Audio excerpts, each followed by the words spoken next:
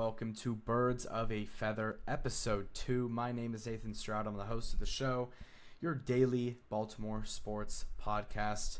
This is Episode 2. We're going to be going over a bunch of different stuff today. Obviously, the Orioles lose second game of the year in a pretty big way. Also, we're going to go over the updates on Gunnar Henderson and also the John Harbaugh contract extension that happened earlier today. Let's get into it. Starting off with the Orioles, they lose 8-2 in a pretty lopsided game. Lost by 6 runs, and the Orioles offense goes out there, puts up 4 hits, 2 total runs scored, 0 for 2 runners in scoring position, 5 left on base. Obviously, yesterday they go out there and have a fantastic game. They get 14 hits, 6 home runs hit, 12 runs scored. They started off the season yesterday with a bang, and they definitely cooled off and settled down after yesterday and pretty much did the opposite of what they did yesterday. They did hit 1 home run, but, only 4 total hits, 2 total runs scored. And the pitching was really what kind of got this game out of control and out of reach. But we'll get to that in just 1 second. But starting from the top of the order here, Colton Cowser lead off again, 0 for 4, 2 strikeouts. Adley Rutschman, 0 for 2 with 2 walks. Jordan Westburg, 0 for 4 with a strikeout. Ryan O'Hearn, 1 for 3. Tyler O'Neill, 0 for 3 with an RBI. But that was a sac fly. Cedric Mullins, 0 for 3 with 2 strikeouts. Ryan Mountcastle, 0 for 4 with a strikeout. Jackson Holliday, 2 for 3 with a home run. There really, I would say, was 2 positives that came out of this game, and one of them definitely was Jackson Holliday. And I would say the biggest positive of this game was Jackson Holliday. 2 for 3, gets his first home run of the season. As I said in yesterday's episode, Jackson Holliday is someone that I'm looking to have a breakout season. Not just me, along with all the Orioles fans, looking for him to have a breakout year. Because if Jackson Holliday is doing great, this offense is going to be hard to stop. Jackson Holliday, 2 for 3, gets his first home run of the year. Starts off the year in his first 2 games with a .375 batting average. That is what you want to see from Jackson Holliday. He definitely is somebody that I can see moving up the lineup to possibly be a leadoff guy if we don't want Gunnar to be in that role. Maybe if we want Gunnar to move down to the 2. I feel like Jackson could be one of those guys who eventually can be the leadoff guy, maybe sometime this year if he keeps this up. Yesterday he went 1 for 5. Today he goes 2 for 3, gets his first homer. It's nice to see Jackson Holliday getting on track and getting on track this early. Jorge Mateo, 0 for 3, 2 strikeouts. His season debut, nothing great as well. The offense was pretty trash. Nothing to talk about really much there. But going over to the pitching, this is where things kind of started to get out of hand. Charlie Morton, 41-year-old starting pitcher that we signed from Atlanta. Again, Charlie Morton, he's had some great years in his career, but his age does start with a 4, and that doesn't necessarily lead, unless you're LeBron James, it doesn't really necessarily lead to anything great in sports, at least in terms of, basketball, football, baseball, stuff like that. And Tom Brady. But Charlie Morton, 3.1 innings pitched, 4 earned runs, 7 hits, 3 strikeouts, a walk, an 80 pitch count in just 3.1 innings, starting off the year with a 10.8 ERA. Some Orioles fans did expect this. When we went out and signed Charlie Morton, it wasn't obviously a big splash signing. A lot of people were upset by it, and I was a little upset by it as well. Obviously you want to see your team go out and get an ace or, go and trade for an ace, and then you end up with Charlie Morton and then Tomoyuki Sagano, who hasn't played a game in America. But Charlie Morton, not an ideal debut to his season. Hopefully down the line he can pick it up. But something that I wanted to see from Charlie Morton was definitely someone that could just eat innings. I understand that Charlie Morton is going to give up runs quite frequently, but it would have been nice if he could get through at least 5 innings today, but he didn't even get through 4. So it's whatever. You move on from it. Second game of the year. After Charlie Morton got pulled, Albert Suarez, 2.2 innings pitched, 5 hits, 2 runs. Not great. Well, he only gave up the 1 run but it got counted towards Charlie. But Cionel Perez comes in after Albert, 1 inning, 2 hits, 2 runs, 2 walks. Not great at all from Cionel Perez. He also struggled a little bit late last year. And someone who also struggled late last year, Gregory Soto, 1 inning, 3 strikeouts, no runs, no walks, no hits, no nothing. A perfect inning for Gregory Soto, struck out the side. And, I mean, yeah, that's what you can look for Gregory Soto. I mean, last year he struggled a lot at the end of the year. And if he can be someone that's reliable out of this bullpen, that will be very good. Obviously, it is just one game, and it was just 1 inning. And, he can come out tomorrow or the next day and give up 4 runs in an inning, which he's done before. And obviously my opinion is going to change on that. But, you like to see that from Gregory Soto. If he can, this bullpen isn't something that I'm necessarily super worried about. Obviously today they didn't play great. But, I mean, what can you do? It is only the second game of the year. We can't sit here and overreact too much by it. The Orioles, again, sit 1-1 on the season. And their game that they played today was pretty much the exact opposite of the game that they played yesterday. Yesterday, 6 home runs, 12 runs scored. Today, only 4 hits, 2 runs. Very, very disappointing game for the Orioles. But if you look over to the Blue Jay side, Anthony Santander goes 2 for 4, gets his first hits as a Toronto Blue Jay. Still so weird to see him on the other side. Just bad. It's still so weird to see. It still hurts my heart a little bit seeing him on the other side there. Celebrating when the Blue Jays do something good. But, he got his money. He did his thing. Always going to be happy for Anthony Santander. But yeah, Orioles lose 8-2. Pretty disappointing game. The Orioles play tomorrow at around 2 p.m.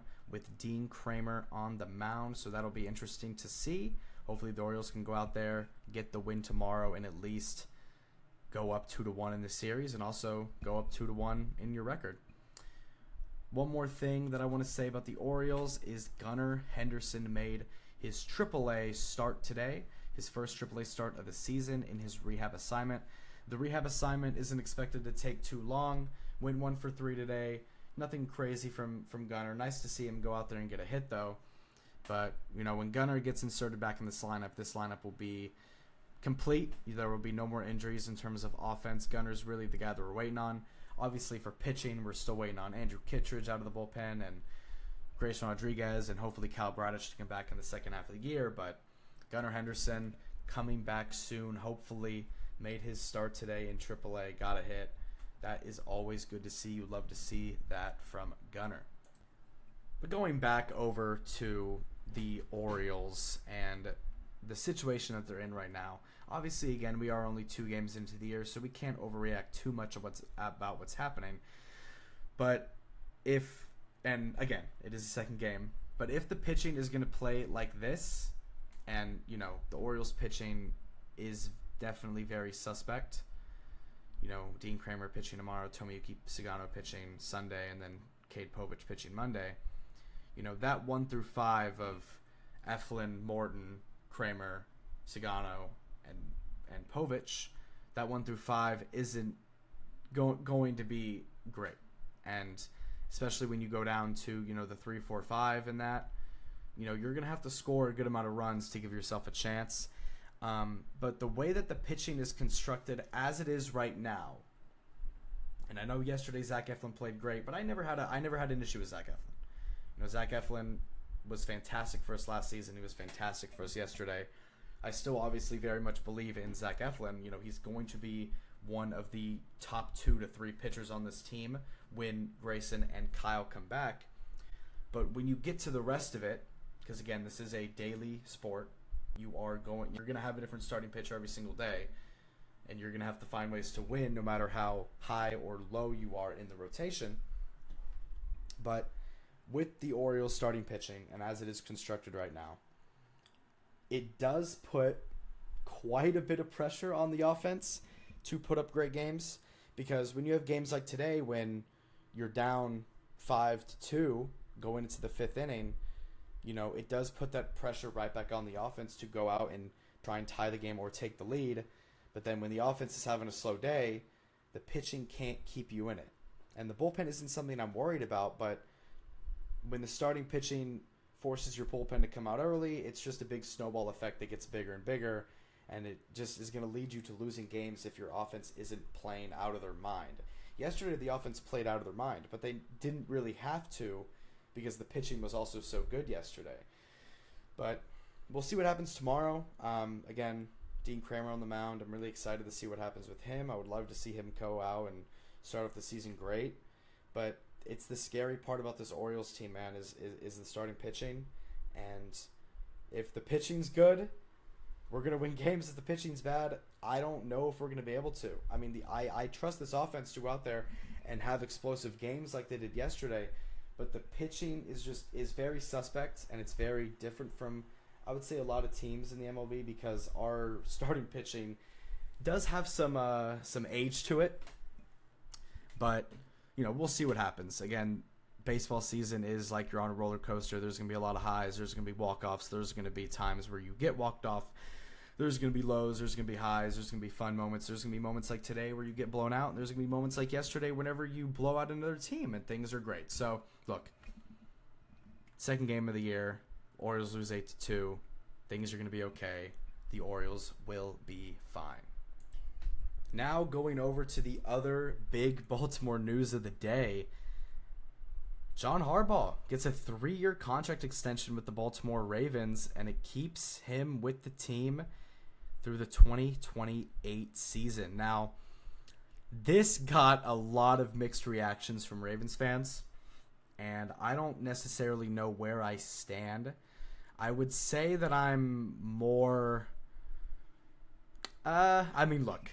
Look, John Harbaugh, amazing coach. Amazing coach for the Ravens. He's going to go in the Ring of Honor for the Ravens. The greatest coach in Ravens history. Been with this team for a super, super, super long time.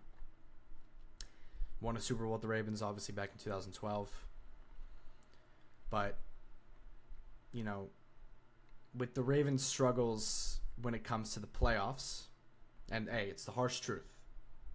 Like, I don't want to have to talk about it, but this is the point of discussion when it comes to something like this, where you're extending your head coach. The Ravens' playoff success recently has been a little alarming and been a little, not a little concerning. It's been very concerning based on the roster that they have. And you have to keep it, you have to keep it blunt at the end of the day. You have to be truthful. You have to keep it real at the end of the day. The Ravens' playoff success have not been great. Obviously, they've made the playoffs multiple years, but when they get there, it seems like the most unthinkable, unimaginable things happen, and you lose games in such insane, crazy ways that you don't even think that it's real, and you don't even think that that's even a possibility, but it is. When it comes to the Ravens, it is. And a common denominator throughout all of this is John Harbaugh. And there's a lot of times where you can have a super, super talented team. You're having a bunch of regular season success. You're making the playoffs multiple years. And then once you get to the playoffs, things don't go your way. And you look around at the team and you say, okay, this isn't a talent issue, because, Ravens multiple years now have had the most Pro Bowlers in the league, multiple all Pro first teams. Obviously, Lamar winning 2 MVPs, should have been a third. That's for another day. But, the common denominator in all of this is the head coach. And even when Lamar was hurt a few years ago during the fumble in the jungle against Cincinnati, John Harbaugh still obviously was the coach. And I look at this season as a very big season for this team in terms of how we're going to operate moving forward. And I think that a lot of Ravens fans would agree with me when I say that this season is kind of a make or break year with this team. Because if the Ravens don't go to the Super Bowl or win a Super Bowl this year, and I'm just going to keep it straight up, because that's what the expectations for this team are. They expect, like, if we lose in the in the first, second round, or lose in the AFC Championship game, like, at the end of the day, you can't sit here and say, at least we made it this far. We had a great regular season. We'll get them next year. We're not in that position anymore to sit here and accept losing in the playoffs where we have been. Losing in the Super Bowl, that's a different story. That's something different. We made it through the AFC to get to the Super Bowl. That's something entirely different. But to lose in the fashion that the Ravens have for the past few years that they've been in the playoffs, it's a little embarrassing, and it's a little sad. And obviously, I love this team to death, but I mean, it's disappointing. And you want to see change, and you want to see something happen, and you want to see something different, but it's hard to necessarily point out exactly what the issue is, because you can't look at the roster and say that the roster is the problem. You can't look at the roster and say, oh yeah, the roster is not good enough, because the roster is good enough. The roster is good enough to win a Super Bowl. Your quarterback is good enough to win a Super Bowl. Lamar Jackson is a multi-time MVP quarterback in this league and a top 3 quarterback in this league. He is good enough to win a Super Bowl. But you look at John Harbaugh, obviously it's been a while since he's won a Super Bowl. And if something's got to change when it comes to the team and the organization and how things operate, obviously I love Eric DeCosta. I love the way that he drafts. I love the decisions that he makes. Steve Biscotti, all these guys, everyone in the higher up department. That's not the issue. The team isn't the issue. The roster isn't the issue. And you kind of start running out of things to point to, and you kind of start running out of things to point your finger at. And then you eventually land on your head coach. And John Harbaugh, again, I love the guy to death. And obviously the players do love him, and he has a great connection with Lamar. He has a great connection with all these players. People talk very highly of John Harbaugh. And again, this is my only concern, because this contract extension obviously could be a great thing.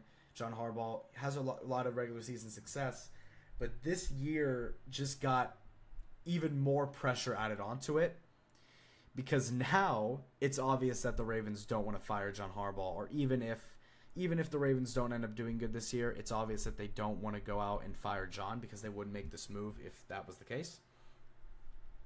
But the way that the roster is constructed this year, which we looked at yesterday, the roster is pretty much the exact same as it was from last year. Obviously, last year, great regular season success, most Pro Bowlers in the league, most all-pro first teams, most all-pros in general in the league.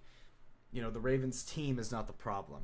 The team is extremely talented. There's a reason why that they are a top 3, top 2 team in terms of betting odds to win the Super Bowl, because that is their expectation. But John Harbaugh this year adds a lot of pressure to it now with this contract extension, because if things didn't work out this year, then John Harbaugh was going to be the guy that I looked at and someone that we'd have to move. Not necessarily because he's doing a horrible job at his job, but because there needs to be change in this team if things don't work out. And next year there's a bunch of free agents that are going to be heading into free agency if we don't get them re-signed. A bunch of guys in free agency for us next year. It's going to impact us a lot next year if we don't get them re-signed, like Kyle Hamilton or Tyler Linderbaum or Derrick Henry or guys like that. You have some of your most important players on your team heading to free agency next season, and you didn't obviously have a lot of people going to free agency this year. They got Ronnie Stanley back on the big deal, but this year now, with pretty much the exact same roster, they add DeAndre Hopkins, which is a great addition. They add all these veteran guys who are going to help this team out, and obviously the draft is in a month, which you can add more talent with your 11 draft picks or trade up in the draft to get someone great. That's something that I would like to see the Ravens do this year, but they have 11 draft picks in this draft. They pick at pick 27. If there's someone that they like there, trade up, go trade up and get the guy. This team isn't in the situation where they need to use 11 draft picks. They're not going to have to use 11 draft picks. This team doesn't necessarily need anything. Go out and trade up and get a guy that you think that's great and that can make a big impact on day one, because that's what this team needs. It's not what they need, but it's someone that can definitely help. But this extension, it's 50-50 for me. Right? I would have to see how they do this year, because if they do, let's say the Ravens go to the playoffs this year, let's say they make it to the second round and lose to, let's say, the Chiefs this year. Let's say they lose to the Chiefs in the second round, or they lose to the Bengals in the second round, or they lose to the Chargers in the second round, or someone like that. I don't know why I said the Chargers, or if they lose to the Bills or someone. If the Ravens have a disappointing season by the end of it, if they have a great regular season and they disappoint in the postseason once again, then this move concerns me a lot, because I know for a fact that Eric DeCosta isn't going to fire John. And I never really thought that John Harbaugh would have gotten fired ever in the first place. I thought that they would just kind of leave on good terms. But now, I mean, you can't really leave on good terms. You just extended the guy. But, you know, obviously if this team goes out there, wins a Super Bowl, everything's great, it'll be amazing. John Harbaugh completely earns all of his trust back, and, you know, everything's good and life is amazing. But if this team does disappoint again, and again, this adds a lot of pressure now to this team. It might not seem like it, but this does add a lot of pressure to this team now to succeed. If the Ravens do not succeed, and they do not, if they underperform once again in the playoffs, then this move will concern me, and I don't really know what we would do from there. And I would have to put all my trust in Eric DeCosta, which I'm fine with. And I'm sure before this deal was signed, obviously Lamar signed off on this. All the owners signed off on this. I'm not upset about the extension. I'm just concerned what's going to happen if we disappoint again next year. So you guys can let me know in the comments what y'all's thoughts are on this and what you think that is going to be best for the Ravens moving forward. You think that this is going to be good for us? If you think that this is going to come back and put us in an awkward scenario if we don't succeed next year. But we'll see. I mean, I love John Harbaugh as a guy, but, you know, you got to make a change when stuff keeps happening every single year. You know, it's kind of like insanity, you know. The same thing keeps repeating over and over and over again. You kind of become insane, and you just don't know what to do. But look, John Harbaugh, I love the guy, but, you know, we'll see what happens this year. It was very interesting. I wasn't actually expecting them to extend John this year. I was thinking maybe next year if we did good or if we made the Super Bowl or something to extend him, but I just did not see them extending him this season. But hey, look, it happens, and it's cool, and it could be cool, and obviously I'm extremely excited for the Ravens season. But this does put pressure on the team to succeed even more, and we'll see what they do about it. Thank you guys once again for listening to Birds of a Feather. This was episode 2. I'll be back at it again tomorrow afternoon sometime after the Orioles game ends. The Orioles play around 2 tomorrow, so sometime maybe around 7, 8-ish o'clock probably the episode will be up and ready to go. But again, I appreciate everyone's support for this channel. I appreciate everyone's support for the show. I appreciate everyone that's listening either on Spotify or on YouTube. Again, the link is in the bio of either Spotify or YouTube, wherever you're watching this or listening to it. And again, thank you guys for watching again. I'll be back again tomorrow. Again, this is a daily show, and I would love for you guys to join me on this journey every single day. Even if you're not in the Baltimore sports like that, I hope to bring you along for the journey, and I hope to get you interested and to help people get interested in this, because again, Baltimore sports is a lot of fun. Lots of things going on. Baseball season just started. Orioles are 1-1 on the year. NFL draft is in a month. We're going to be doing mock draft Mondays every single Monday. Every single piece of news about Baltimore sports, I will be going over and covering. Again, my name is Nathan Stroud. Thank you guys so much for watching. If you like this stuff, follow the Spotify, subscribe to the YouTube, and again, thank you guys so much. I'll see you guys back at it again tomorrow. Peace.